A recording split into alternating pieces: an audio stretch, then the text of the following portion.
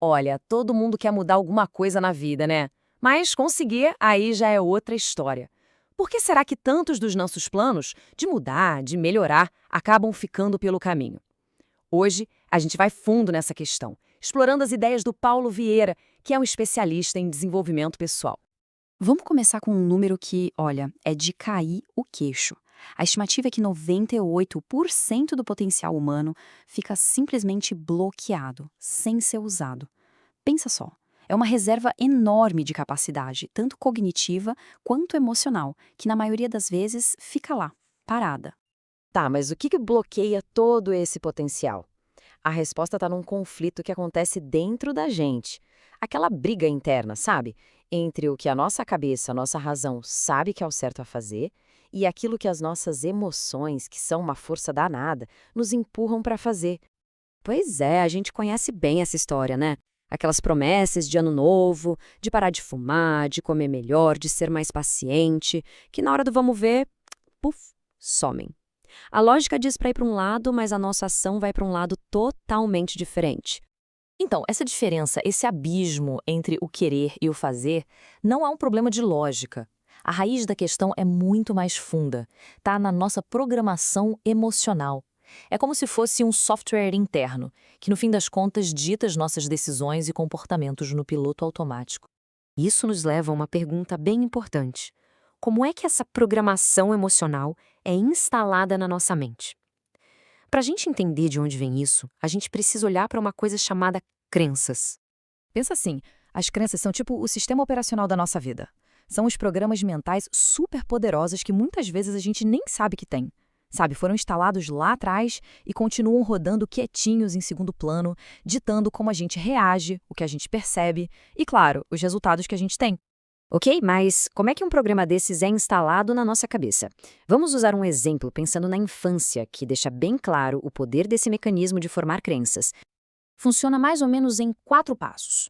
Primeiro, vem a experiência. Acontece algo com um impacto emocional muito forte, tipo uma bronca que a criança sente que foi injusta ou exagerada. Aí no segundo passo, vem as memórias. O cérebro grava tudo, não só o fato em si, mas o que foi visto, o que foi ouvido, o que foi sentido no corpo. O terceiro passo é crucial, os significados.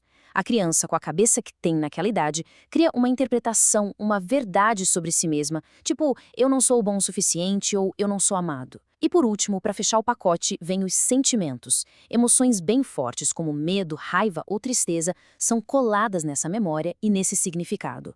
Pronto, a crença está formada. E agora vem a parte mais louca disso tudo. Essa mistura de experiência, memória, significado e sentimento que foi criada lá na infância vira um programa que fica rodando no automático na vida adulta. Ele vai influenciar relacionamentos, decisões na carreira, a forma como a pessoa se vê e, na maioria das vezes, a pessoa nem faz ideia de onde isso veio. Então, se o problema são essas crenças que nos limitam, a solução passa por desenvolver uma habilidade específica, a inteligência emocional. E o ponto-chave aqui é que inteligência emocional não é sobre engolir o que a gente sente, de jeito nenhum. É o contrário disso. É a capacidade de acessar a emoção certa, na hora certa e com a força certa. É saber usar a energia da raiva para, por exemplo, impor um limite, usar a alegria para criar uma conexão, ou usar o medo para ter mais cuidado. É fazer as emoções jogarem no nosso time e não contra. Então, fica bem claro que essa habilidade emocional, no fim das contas, pode ser muito mais decisiva para o sucesso a longo prazo do que dinheiro, status ou até mesmo conhecimento técnico. Sem ela, não adianta. Mesmo com as melhores oportunidades, tudo pode ir por água abaixo. E ter ou não ter essa inteligência emocional acaba criando duas mentalidades, sabe? Duas maneiras completamente diferentes de enxergar e viver no mundo. Vamos comparar essas duas formas de pensar para ficar bem claro. De um lado, a gente tem o que se chama de vítima sofredora. Imagina a cena. O pneu fura e a reação é só frustração, reclamação. Ai, meu pneu furou. Para essa mentalidade, qualquer problema é o fim do mundo. Agora, do outro lado, tem o herói e aprendiz. O mesmo pneu furado, mas a perspectiva é outra. Que bom, porque só fura pneu quem tem carro. Onde um só vê o problema, o outro já está buscando a solução e até um aprendizado. No fundo, a mentalidade de vítima é refém daquelas crenças limitantes, reagindo de forma automática a tudo. Já o herói, a alha é fortalecido pela inteligência emocional, que dá o poder de escolher como interpretar o que acontece e assim começar a reescrever a própria programação. Então, qual é a grande sacada de tudo isso? É que o poder para mudar de verdade os nossos resultados não está lá fora, em fatores externos. Está aqui dentro de cada um. A ficha realmente cai quando a gente percebe que os nossos problemas e os nossos resultados não são culpa dos outros. Na verdade, eles são um reflexo do nosso mundo interno, das nossas crenças e das nossas respostas emocionais. É um convite para a gente parar de apontar o dedo e assumir a responsabilidade. Ou seja, a mudança que fica, que é de verdade, não é sobre tentar mudar o mundo ao nosso redor.